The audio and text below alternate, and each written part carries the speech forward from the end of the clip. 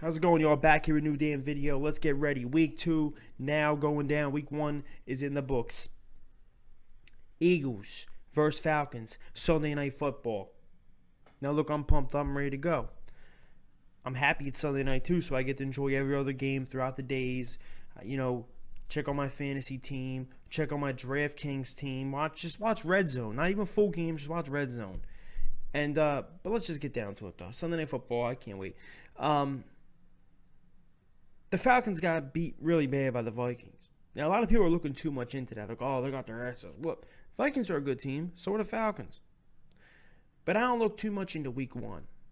Like, people right now are getting all crazy. Like, for example, the Browns. The Browns had a bad game. They played bad. And now, you know what I said to people? I said, listen, the Browns were smelling themselves. They really were smelling themselves and the hype around them. And they underestimate the Titans, which actually is a good team, low key. Marcus Mariota isn't the best quarterback, and that's maybe one of their holdbacks. He had a good game though, but still, you get what I'm saying. All right, then us, week 1. People could look at us and go, "Oh, you guys were down 20-0 at half, or 20-7, blah blah, and you guys made a miracle comeback." No, the Redskins should have never even been in that game at all. They should have maybe had 14 points in the fourth quarter with 5 minutes left. Garbage time when we're up 32. But it's the fact that we didn't play preseason. We had not all of our starters playing. Fletcher Cox didn't play. Carson Wentz didn't play a single snap of football since, week 11, week 10, week 12, whatever it was. He got hurt in Dallas and they set him out. So you get where I'm coming at. He was rusty. Then once turned on the second half, it was lights out. So the same thing goes with the Falcons in the Minnesota. It's week 1. I'm not getting too pumped up on all these teams and all these performances and, oh my God, this guy's doing this, guy's doing that. But I'll be honest. The Falcons do have a good team. And I'm a little nervous. The only reason why is because I see what the Redskins did to us. Now, I know our defense was a little, rusty and not all there and everything. We're still missing Jalen Mills. I'm not saying Jalen Mills is the best corner, but hell, he's better than some of the dudes we had out there. Okay? Ronald Darby has been showing me some signs of some solidness, breaking up a few passes. Should have had an interception, broke up a pass in the end zone, but whatever, we'll get to that later. That was a different game. This is now. But now you got Julio Jones, Calvin Ridley, who's a beast, in my opinion, stud. You got Mohamed Sanu, Devontae Freeman coming out the backfield. Now we get to the offensive line. Also, Matt Ryan, he's a beast. He ain't no scrub. Definitely a really good quarterback in my eyes. Jake Matthews, left tackle, right tackle, whatever. He's one of their tackles, left tackle. Jake Matthews, he's a good player. Alex Mack, good center, real good center. But now, on the left side tackle, it is a first-round pick. And then they got 2 pedestrian guards. They let the one guard go. I can't remember his name. He let him go. But I'm not. Everyone's focusing on that now. I'm reading. Oh, the guard. Don't get me wrong. Matt Ryan got hit a lot in that Minnesota Vikings game.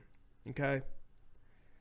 Now, I'm not going to bash our defensive line. Because I think our defensive line is one of the best in the league.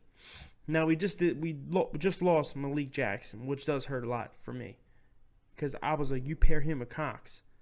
Yeah, Malik Jackson had a down year last year. But the year before that, he was a 7, 8, 9 sack. 9 whatever point, whatever 5 sack guy. You know what I mean? Like, he was in the mix. For a DT, he was that good. But you know what? This is why Howie Roseman's so great. He got rid of Timmy Jernigan to release some cap to sign other guys. But no one really wanted Timmy Jernigan because of his back problem. So he brings him back for even cheaper. Timmy Jernigan's ready for this moment. Timmy Jernigan was our starting D tackle with Fletcher Cox. We won the Super Bowl. And you know what's ironic? You know what's just so funny last week? One of the sacks we had, one of the first, if not, I think the only, it was from Timmy Jernigan. So everyone panicking. We lost Malik Jackson. I'm a little upset about it because I just wanted to see the duo all year long. But he said he might miss the whole season. If we make the playoffs, maybe he'll come back. Whatever. But I wasn't too impressed with the defensive line all week long. all game long in week 1. So I don't know. And they played against the Redskins' makeshift offensive line, okay, where they had Eric Flowers, who's a scrub tackle, playing at guard. And he was played at guard in preseason, was getting blown up. We couldn't get past him. Then you started to see it started to generate pass rush. So I get it. Like I said, maybe they were rusty. Tim and Jernigan missed a lot of time. I mean, hell, he was out with the injury. Then he signs with us later on in the season. Then comes here. I don't know if he played preseason or not. But what I'm saying is,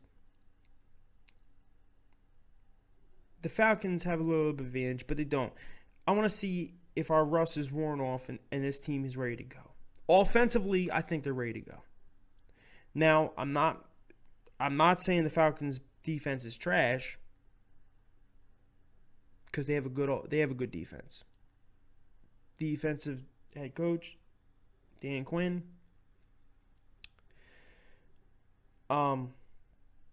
But I feel as I went back and watched the Vikings game, as I said, I don't put too much in week 1 and all that stuff, but go back and watching that, and then a little bit of what we done against them in the years prior, whether it be the year 2016, which I think is the year they went to the Super Bowl, lost, choked, whatever. Then 2017, the playoffs, we versed them. 2018, we versed them in the home opener on Thursday Night Football because we won the Super Bowl. Their run defense isn't the best. Now, last week, they decided to run the ball late in the game, and I understand why. They wanted to get the league going, then start running the ball. And they ran some with Sproles, and I love Sproles. And they ran some with Miles Sanders. I love Miles Sanders. I think he's going to be a stud. I think this week, and going back and watching some of that Vikings game and some of the other ones, with us with LeGarrette Blount, or week 1, Thursday night last season with Jay Ajayi, we need Jordan Howard getting the ball. He's a bell cow bulldozer back. He's one of those backs that he could be shifty. But he's also can just plow through. And that's what Jay Ajayi is, and that's what LeGarrette Blount was. And that's what we need. And I go back and I watch Dalvin Cook week 1 against them, just flying, cracking a couple dudes, getting things done, getting it going, shifting the momentum. And I think we need to run the ball a lot in this game. Not a lot. You could pass it, definitely. But running is one of their weaknesses on their defense. You can just see it. Personal opinion, I want to see Jordan Howard get more carries, because if you watch even last week's game, us versus the Redskins, you see that when they gave Howard just a few carries, he every time made something happen. Like, it was a first and 10, first and 12. They hand the ball, whatever the hell, they hand the ball, and he somehow shoots out. And I knew he was a good back. I never knew he was that fast. Shoot out and roll out, hit the corner, and just boom. And I love Miles Sanders. I want him to get some carries too, because he's definitely effective. He's definitely effective. So is Darren Sproles. He is. I'm not saying he's not. But it bothered me a little bit in that game when I seen Jordan Howard just standing on the sidelines, and I'm like, dude, there was times in this game we were down in points, and we needed some kind of momentum.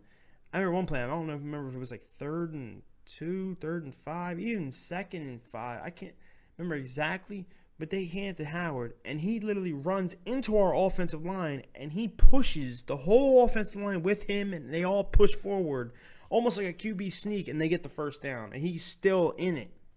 I'm like, this is what we need. But listen, all I'm going to say is run the ball, try to get the win. Doug Peterson is 3-0 against the Falcons since becoming head coach of the Philadelphia Eagles. Only thing that worries me is that it's in Atlanta, not in Philly. All 3 of those wins been in Philly. In Philly was 2016, Doug Peterson's rookie coaching year. 2017, playoff game, rookie coaching year.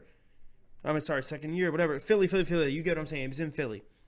I will say this, though, it was never in Atlanta. And I don't remember the last time we beat Atlanta in Atlanta. I cannot remember.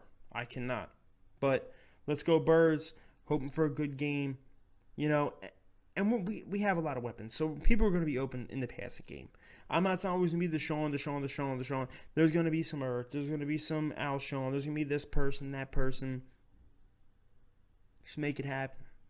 Let's go Birds. Let me know how you guys feel below on the game. Hopefully everything goes well. We'll see. Go Birds. I'm pumped. Flag was fly, baby.